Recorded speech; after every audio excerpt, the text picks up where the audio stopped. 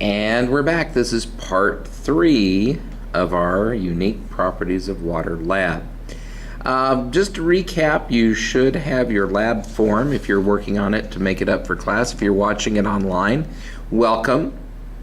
I'm glad to have you back for this, the first new lab of 2018. We've been discussing the pH, we've been discussing diffusion, hydrophilic properties of water, hydrophobic properties of water. I did say earlier I had a Coca-Cola handy. There's my Coca-Cola. And I was going to show you that I was going to do the pH of my Coca-Cola. So there's my pH paper. Stick my pH paper in. Oh my gosh, look at that pretty red color. Now earlier we had checked the pH of Hobbs water and we checked my pH, and this comes in at I'm gonna say, no, I don't think it's 4. I think it's closer to between 2 and 3. So Coca-Cola, fairly acidic. Now, where does our brown fuzzy cola drinks get their acid from? Several places. Well, actually 2 main ones. First, in order to get your brown fizzy drink to fizz, it's charged with carbon dioxide. As the carbon dioxide comes out of the solution, out of the liquid, the mixture, it creates carbonic acid. Also, phosphoric acid, if you read the ingredients down here on the side, phosphoric acid is also added to this to give it its bite when you drink it, that little tickle on the tongue. So that's what's happening there. And so as we found out, it is on the acid side. All right, milk. For this experiment, you can actually do this one at home. You'll need a little bowl or a plate. I'm using a Petri dish right here. You will need some whole milk or half and half. They say the higher the butter content, the better. I'm using whole milk. You will need some food coloring, which we happen to have. You'll need some toothpicks. Okay, we got toothpicks there, great value toothpicks. I'm not hawking Walmart. Matter of fact, I don't really like going to Walmart, but you can get everything at Walmart if you go in. You'll need some food coloring. And the other thing you'll need is some dishwashing detergent. Now we're going to be using Dawn. Dawn is probably one of the better suffocants that we have out there, and we'll discuss what that word means here in just a second. If you would like, you can look this up online. Type in the Magic Milk Lab, and this will come up for you. So, number one item that we're going to do is we're going to drop some food coloring. They say 3 drops per color into the milk. So here we go.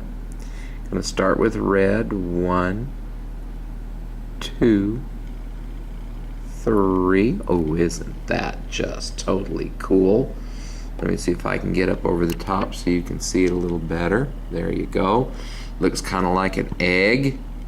Got it dark in the center. It's kind of spreading out. It looks kind of like germs, doesn't it, or bacteria. Oh, let's put some blue in. Okay, there's some blue. I'm just going to do 2 drops because the Petri dish is not all that big. It says it says to be separated and not in the center of the dish. There's yellow. That's the best one that shows you what's going on inside. And I've got green. Okay, so here we go with some green. Come on, green, give me a drop. There's a drop of green, there's a drop of green. So we put our food coloring in. Next, so on my lab form it says, describe what happened when food coloring was added to the milk.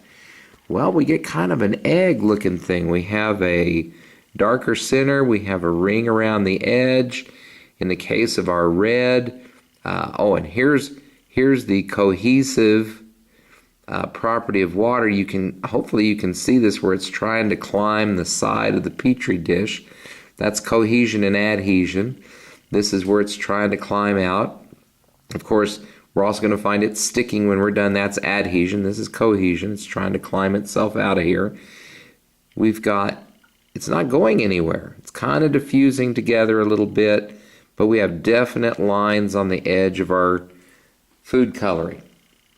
So, observe what happened. We have definite drops. They are not spreading. Now the next on mine is predict what do you think will happen if you touch the tip of a clean toothpick to the center of the dish. That is the next thing we're supposed to do. We're going to, in the actual magic milk says you can use a Q-tip or you can use a toothpick. So we're going to put a clean toothpick in the middle of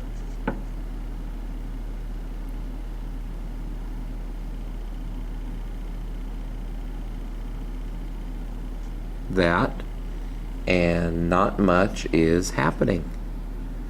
It's kind of hanging out. I don't see him. Well, maybe, just maybe, I don't know.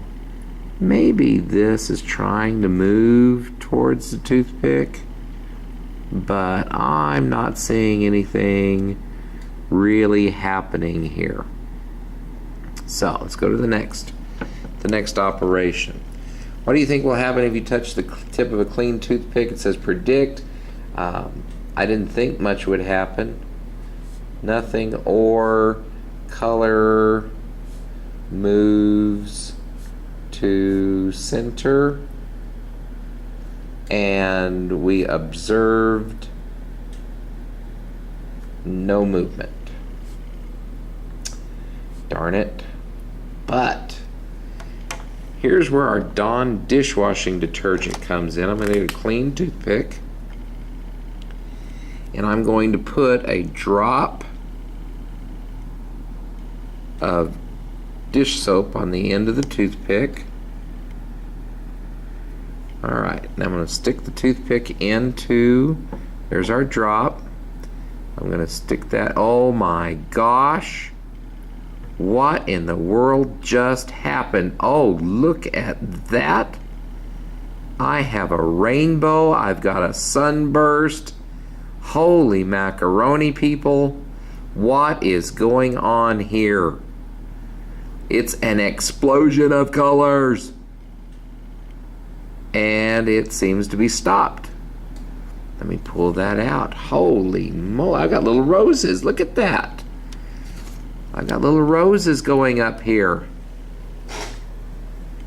I've got blue bursts. I've got explosions of green happening.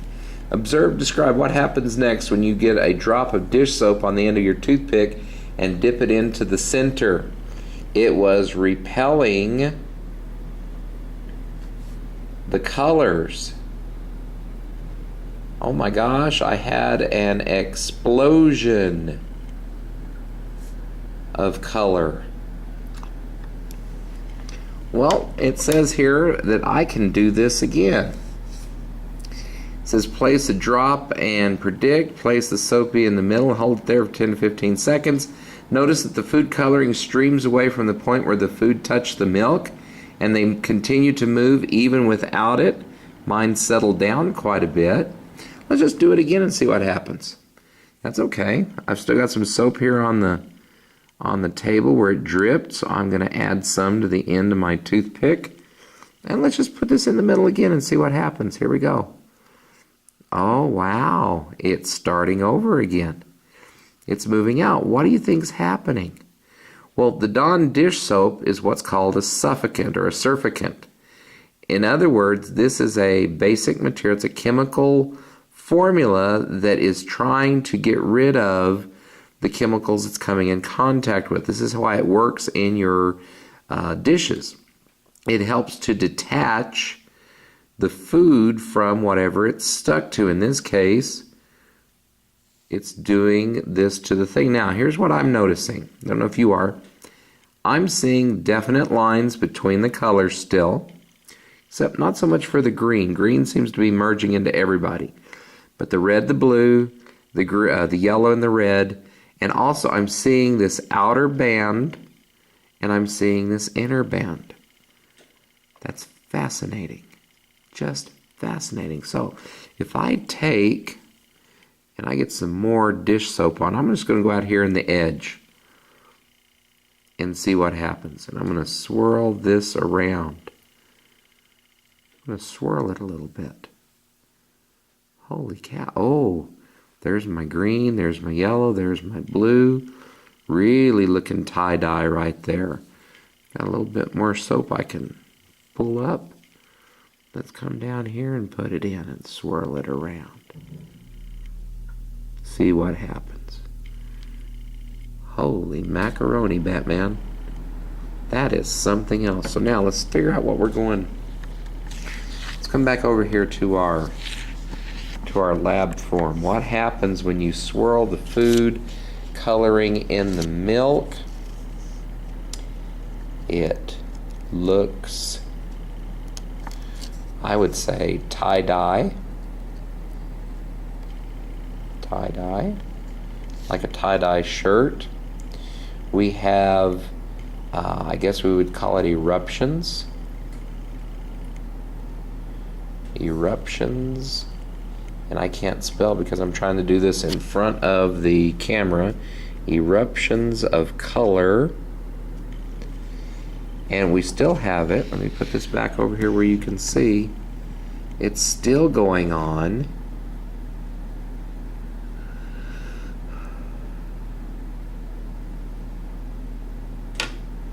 I'm going to do one thing here. Let's just do this. I'm going to take and I'm going to add one drop to the middle. Now, let's see if anything happens. Still have the eruptions going on. Seems like we've got 2 or 3. Oops, we've got a spot where it's picking up speed. That's where the drop basically went in. Whoops. So I'm picking up speed a little bit. Still getting the mixtures going.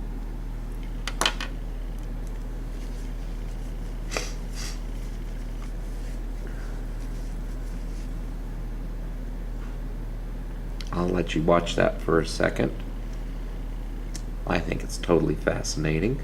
But what we're having here is we're having a reaction between the chemistry of the Dawn dishwashing soap, the suffocant, and the material, the oils, the fat molecules that are in the milk. And because they are so totally different, what you're seeing is something very similar to what we saw here when we mixed oil and water. What we're witnessing, this is a hydrophobic reaction because the atoms of the food coloring, which have attached themselves to the fat globules, the fat molecules in the milk, they want to get away from that detergent. They want to get away from the suffocants in the detergent. They want to go somewhere else. And we're still getting this mass eruption of color happening. Very fascinating. Eruptions of color. And we're going to add on here that it continues. All right, so what happens when food coloring was added to the milk? We had definite drops, but they weren't spreading. What do you think would happen if you touched the tip of a clean toothpick to the center? Well, we didn't think anything would really happen. We thought maybe the color might move a little bit towards the center, towards the toothpick, but we observed no movement. Observe and describe what happens when you get a drop of dish soap on the end of your toothpick and dip it in the center. We were repelling the colors. We had an explosion of color. Okay, this we can say in here is a hydrophobic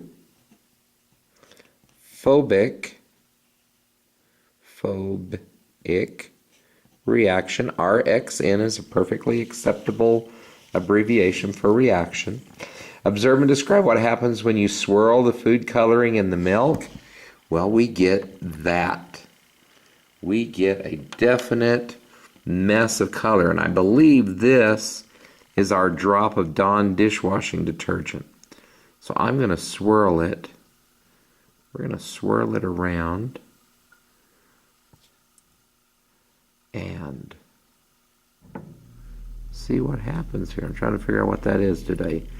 Did a flea, did a piece of dust get in there?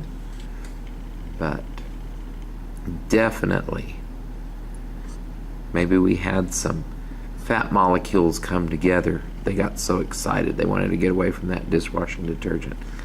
But now I can take and I can swirl this through here. I can get different colors going, and that's what's going on. So one more time, I'm going to run this one more time for you. Set that off to the side out there, because I did happen to have one more. Let me clean my tabletop here, got to keep our area tidy. I did make one more petri dish, so let's do that again. Excuse me for my allergies. Alright, so one more time. This time I think I'm going to do one drop of food coloring so we can see this a little better. So there's the red. Here's the blue.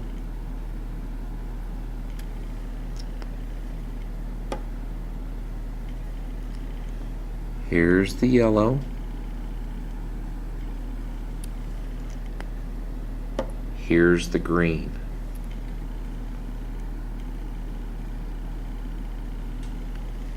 Okay, so there's our colors. I'm going to get a brand new toothpick out. I've got 500 of them, so this will work out really well. We're going to check what happens when we put a toothpick in the middle without anything on it. Well, nothing at all happens there. We're going to add a drop of Dawn dishwashing detergent to the end. Let's see if I can get that to come on there a little better. Okay, we're going to turn that around and let that drop come down. There we go. We're going to stick the Dawn dishwashing detergent in. Instant. We're repelling. We're sending that stuff away as fast as we can towards the edge. Wow, look at that stuff go. We do this, it's still going on 5 or 6 seconds later. Now I'm seeing the yellow is kind of merging around with everybody else, but the green, the blue, and the red are kind of trying to hang out by themselves. We're sending stuff out to the edge. Still got the primary colors of red, green, and blue. Yellow's kind of merging with the red up there, but you can definitely see the red, the blue, and the green. Look at it continue to go. It seems to be working better with the one drop than it did with the two drops.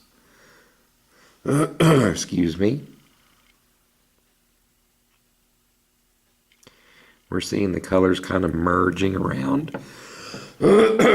Goodness. Let's add a little bit more Dawn soap. Put that back in there. And we're going to crank it up again. Definitely a hydrophobic reaction. We have an outer ring. We have an inner ring. We still have our primary red, blue, and green. Yellow's kind of taken up his own spot. We can swirl this around. And then I'm going to do it one more time with getting this out of the way. Put that back in there. And wow, now that I've swirled it around, not seeing a reaction happening. Interesting. So let me try one more time. We're just going to put a drop in the middle. Let's put a drop in. just like that. And nothing happening. So we're still getting reactions out here on the edge. I see definite reactions still happening. But where we put our droplet of Dawn dish soap, it's not really reacting with anything at the moment. So I'll just go through and we're going to do a little more mixing. Oh wow, look at that on the edge. Look at that on the edge happening. And that looks like a huge mess. Look back up there at the other one. Wow, what a mess. Okay. And that's going to end this part. I think it's the third part of our laboratory. When I come back, we're going to finish out and write our conclusions and analyze our data and see what happened. Be right back.